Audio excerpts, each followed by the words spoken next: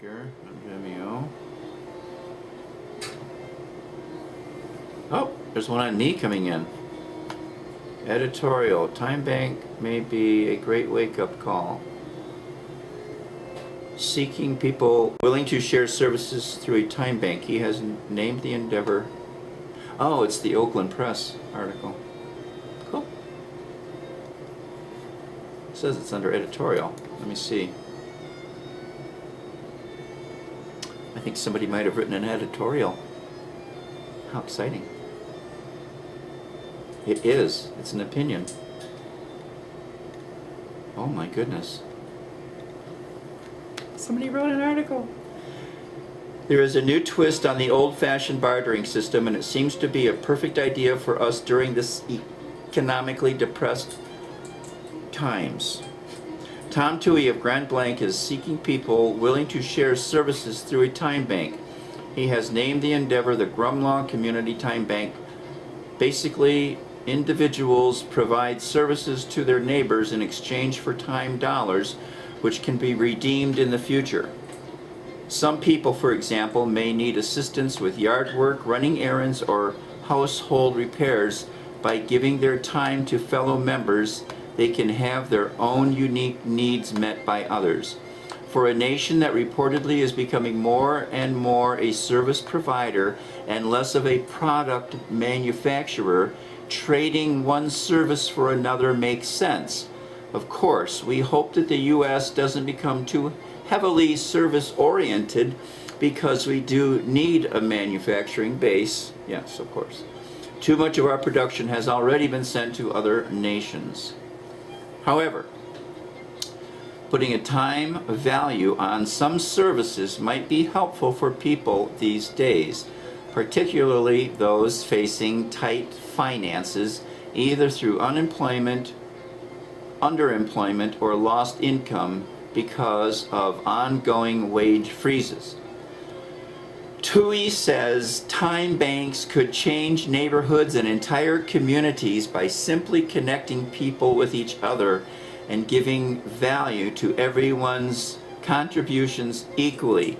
But of course, this comes from Edgar, and everybody should know that, okay? He says, we agree. Certainly, you would get people out meeting each other, and as the jobs are finished, presumably well done, it could create a new kind of cohesiveness in a community.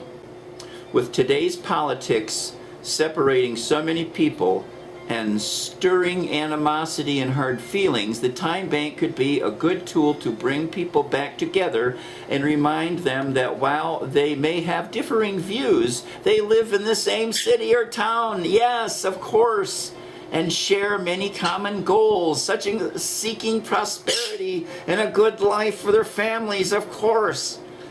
It appears Toohey was thinking of days gone by when he established the time bank. Well, I was, but he says Grumlaw in the name of the time bank was included because that is what Grand Blanc was originally called. It also is a reference to when neighbors helped each other as part of what he calls the core economy. These are not my words. I'm just the messenger. Oh my. A strong network of people that continues to flourish even in tough economic times. Yeah, that's the core economy.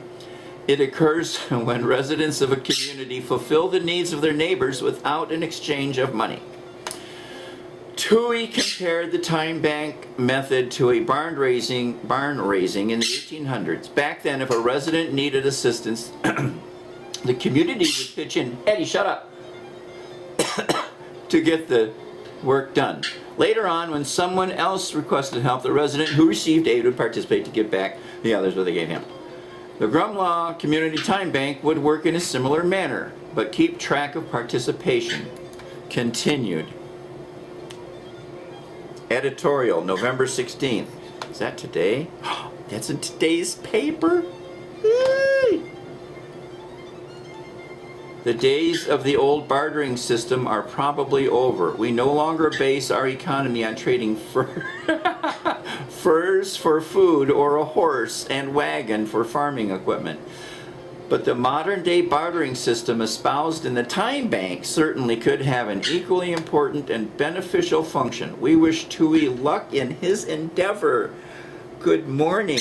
It's hard to put a value on services, but one person offering a helping hand to another is priceless.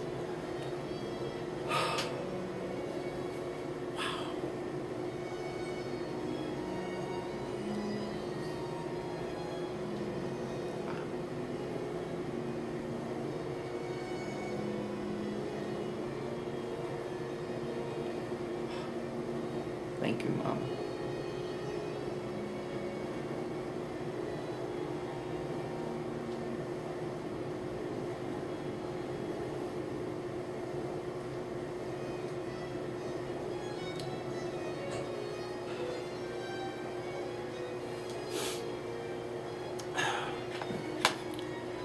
Well,